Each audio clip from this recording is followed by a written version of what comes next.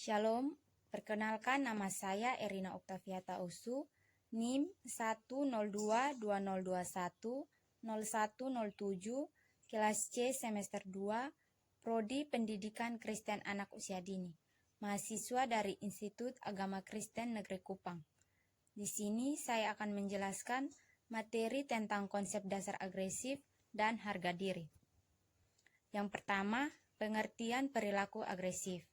Agresif merupakan bentuk ekspresi marah yang diwujudkan melalui perilaku yang dilakukan dengan sengaja untuk menyakiti orang lain dan menimbulkan konsekuensi yang serius. Penyebab perilaku agresif. Penyebab perilaku agresif pada anak berkaitan dengan keluarga yang pengangguran, kelaparan, kriminalitas, dan gangguan psikiatrik. Penyebab perilaku agresif terdiri dari sosial, personal, kebudayaan, situasional, sumber daya, media massa, dan kekerasan dalam rumah tangga. Yang berikut, teori-teori perilaku agresif. A. Teori insting. Teori insting adalah teori paling klasik tentang perilaku agresif. Dijelaskan bahwa manusia memiliki bawaan secara genetis untuk berperilaku agresif. B.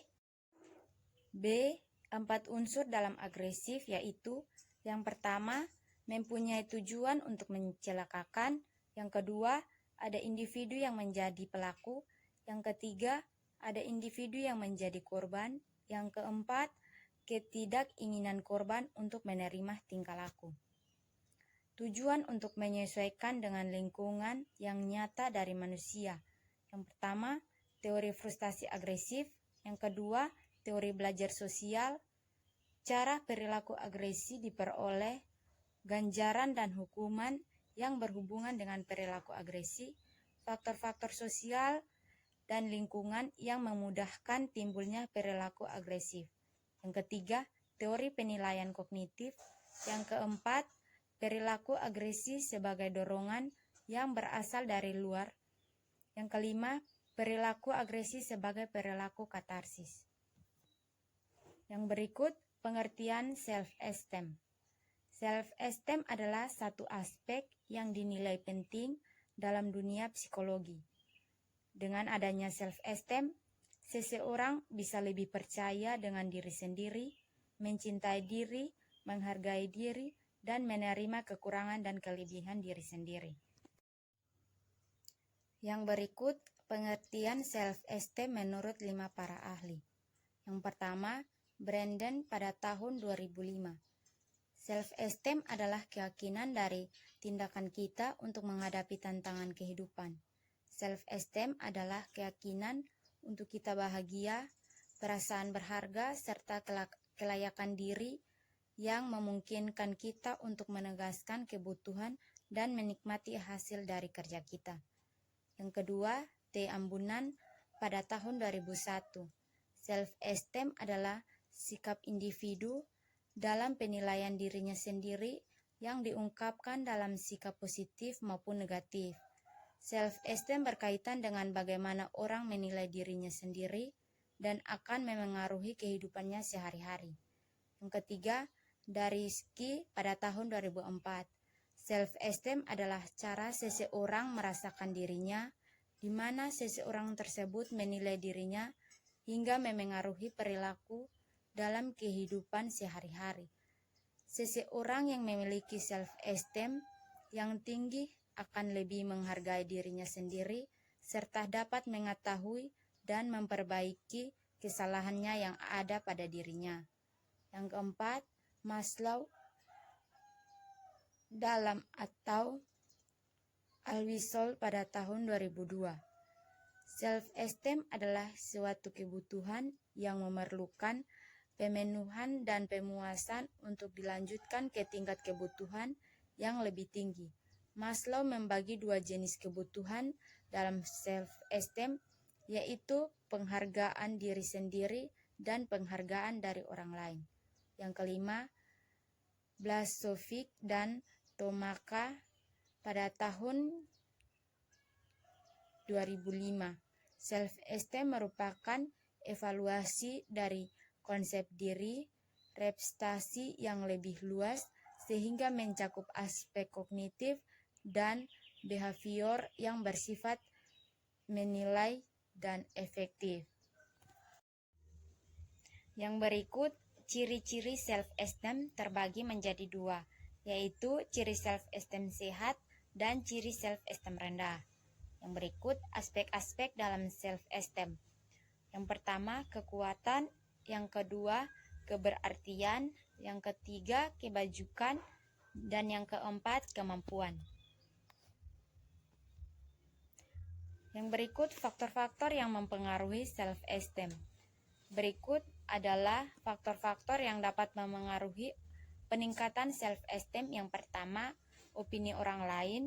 Yang kedua, keterampilan diri. Yang ketiga, pola asuh masa kecil. Yang keempat, keterbatasan yang dimiliki. Yang berikut cara meningkatkan self-esteem.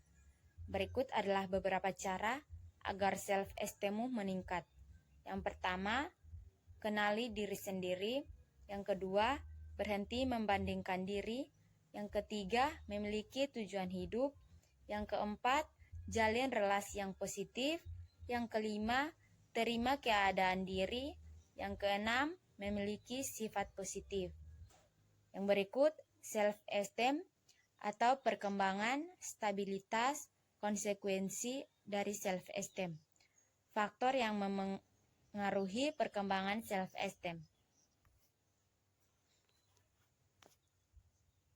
4 faktor utama yang memberi kontribusi pada perkembangan self-esteem yaitu yang pertama, respectful, penerimaan dan perlakuan yang diterima individu dari significant others. Significant others adalah orang yang penting bagi individu, adalah orang yang penting dan berarti bagi individu, di mana ia menyadari peran mereka dalam memberi dan menghilangkan ketidaknyamanan, meningkatkan dan mengurangi ketidakberdayaan, serta meningkatkan dan mengurangi keberhargaan diri. Seseorang yang merasa dirinya dihormati, diterima dan diperlakukan dengan baik akan cenderung membentuk self-esteem yang tinggi.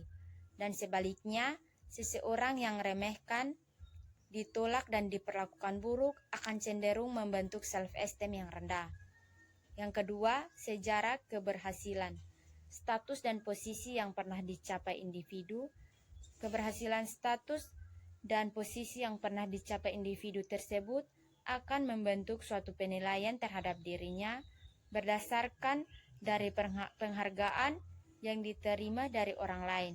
Status merupakan suatu perwujudan dari keberhasilan yang diindikasikan dengan pengakuan dan penerimaan dirinya oleh masyarakat.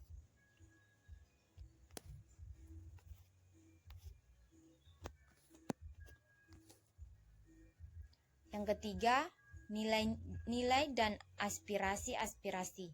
Pengalaman-pengalaman individu akan diinterpretasi dan modifikasi sesuai dengan nilai-nilai aspirasi yang dimilikinya. Individu pada semua tingkat self-esteem mungkin memberikan standar nilai yang sama untuk menilai keberhargaannya, namun akan membeda dalam hal bagaimana mereka menilai pencapaian tujuan yang telah diraihnya. Yang keempat, cara individu berespon devaluasi terhadap dirinya. Individu dapat mengurangi, merubah, atau menekan dengan kuat perlakuan yang merendahkan dirinya dari orang lain atau lingkungan. Salah satunya adalah ketika individu mengalami kegagalan. Cara individu mengatasi kegagalan akan mencerminkan bagaimana ia mempertahankan harga dirinya dari perasaan tidak mampu, tidak berkuasa, dan tidak bermoral. Individu yang dapat mengatasi kegagalan dan kekurangannya adalah dapat mempertahankan self-esteem-nya. Yang berikut, self-esteem atau perkembangan self-esteem dilihat dari neuroscience. Neuroscience adalah suatu bidang ilmu yang mempelajari tentang sistem syaraf atau sistem neuron.